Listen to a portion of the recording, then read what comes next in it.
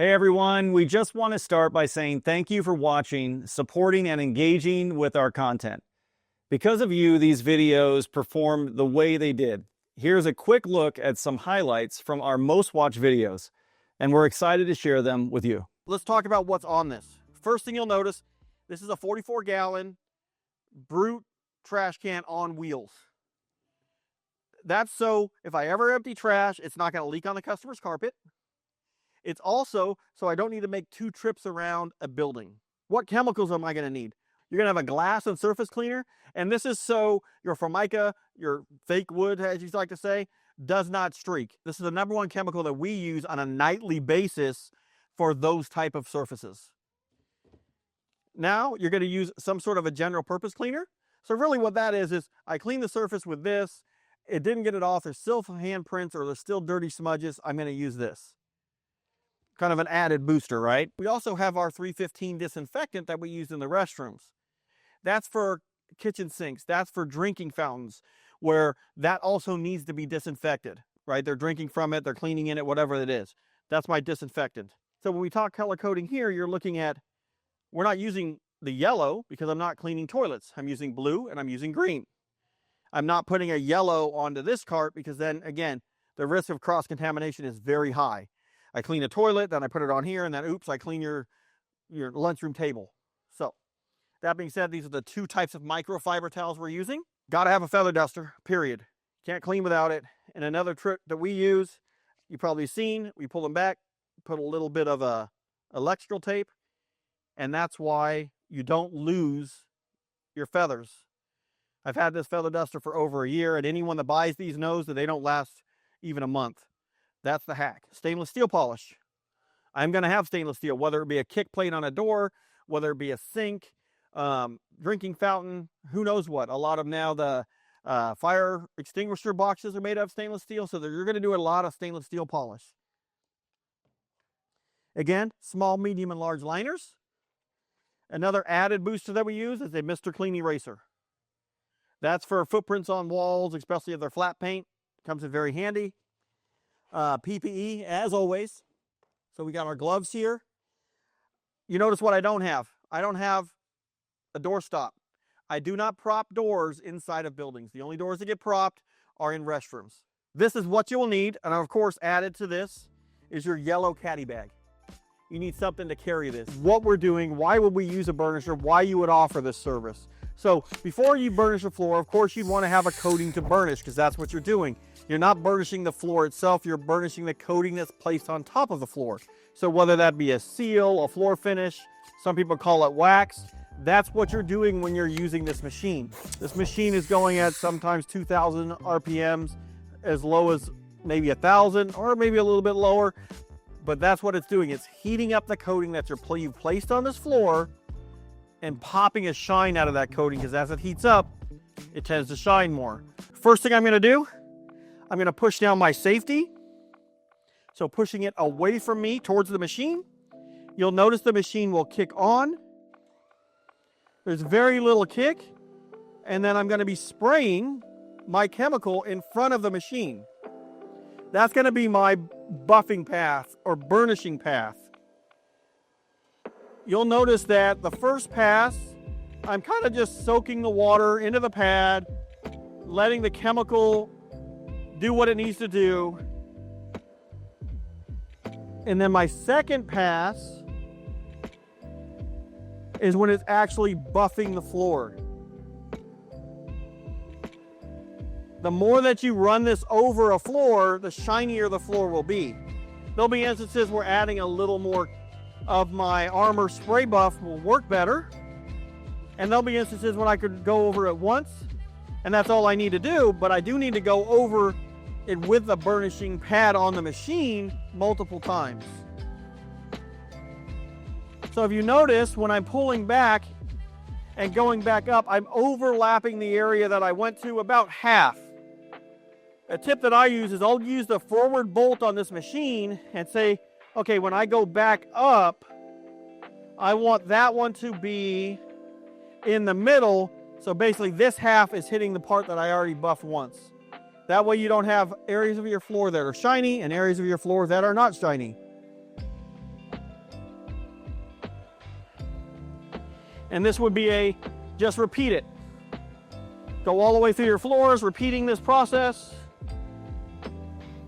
When you're finished, it's very simple. Letting go of your handles will stop the pad. You can lift it up if you'd like.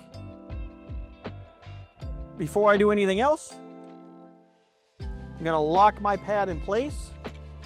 Now I'm never gonna grab and touch my pad with the machine still plugged in. That's a tip that you always wanna remember. If this fails when I flip it backwards and I have my hands on that, it's gonna rip holes in my hands because again, this is 1500 to 2500 RPMs. It's spinning very quickly. This was a fun day. I had, the client provided chemical. And they did, and one of the chemicals they provided was a hydrochloric acid based toilet bowl cleaner, and that's great. But we were small and cheap and didn't want to have any other secondary bottles. Well, I needed bleach to be in a squirt bottle, so I thought most people's parents at that age are like, you don't mix bleach. You don't mix bleach. The bleach and acid do not mix well. It turns into a poisonous gas.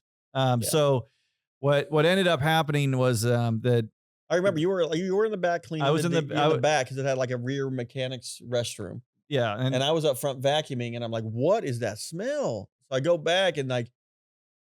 You weren't in the bathroom at that time. No. So at the moment that I poured the bleach into the bottle, like you could just, I don't think it was a visible thing, but it was just like, whoom, and it just immediately just took over like everything. And it spread through this like 15,000 square foot front office space like wildfire. Yeah. It is big. And you probably was had not small. 100 yards between there and the office space. Yeah. But just warehouse. And Greg was like, what is that? By then I had already taken a full beeline to the door, not with a bottle, by the way. So I just left the contaminant inside the building. And so then we had to go back in and get it. So I'm stuck outside and I'm like, man, I ain't going back in there. And he's like, I ain't going back in there. In true Stowe fashion, we're like, we still got to clean tonight, bro. We still got to clean. We got to clean this building. So what are we going to do? And we're like, oh, we got this. We got our shirt in there, going in. And look, I am I'm not a chemist, and I'm certainly not someone who knows anything about. Someone that does a lot of OSHA violations, evidently. Apparently, he was also the same dude who was like cleaning toilets with no gloves. Yeah. We weren't allowed to have toilet brushes. Get your hand in there. Yeah. Like, oh, bro. And now I'm like, get your hand out of there. Yeah, that was a hard lesson for me to crack. Yeah, trust me, I know. Then when Greg started introducing toilet brushes, I'm like, no, dude. I'm not. If you want to clean, you got to put your hand in the toilet. Andrea story? Andrea.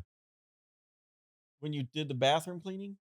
Oh, video? God. Yeah. I mean, it's not, look. Well, want me to leave that one alone? Yeah, let's leave this. Let's just say this, okay? I'm old school when it comes to cleaning. I mean, I was I'm a janitor.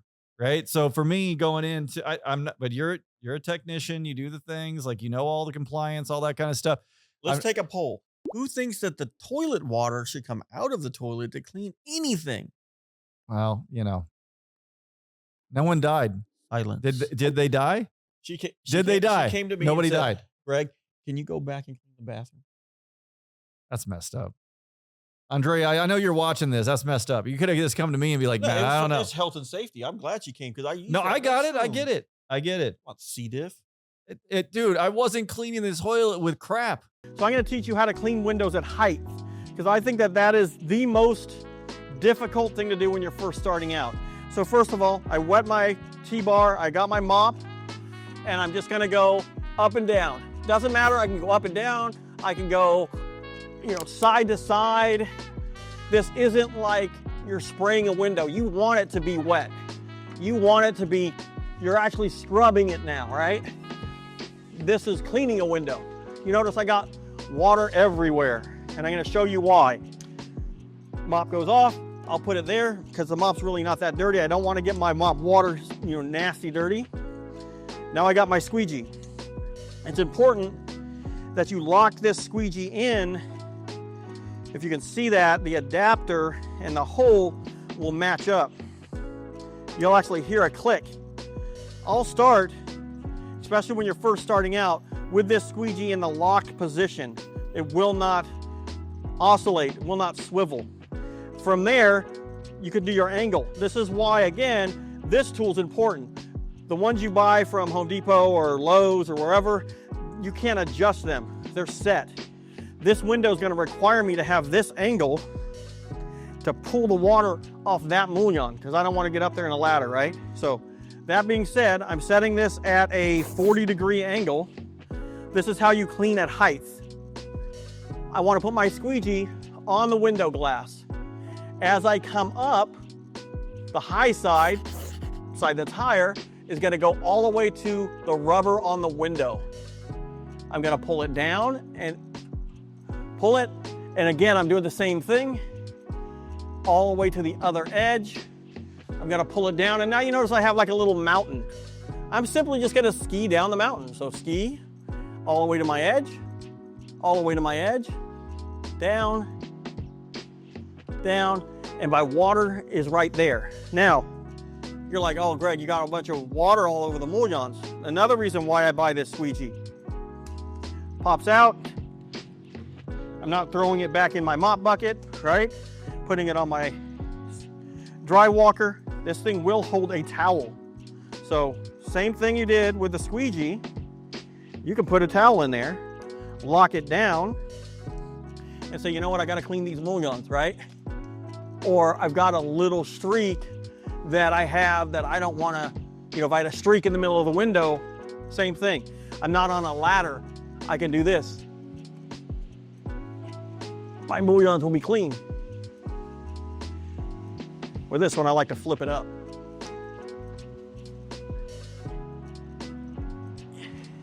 Because when you're cleaning commercial windows, they don't want just the glass. They want these window sills done, or what they call mullions. They want these clean as well. So that being said, that's a skill that I recommend that you practice. You find a tall window of different sizes and practice that. As we move forward, we hope that you have a successful 2026.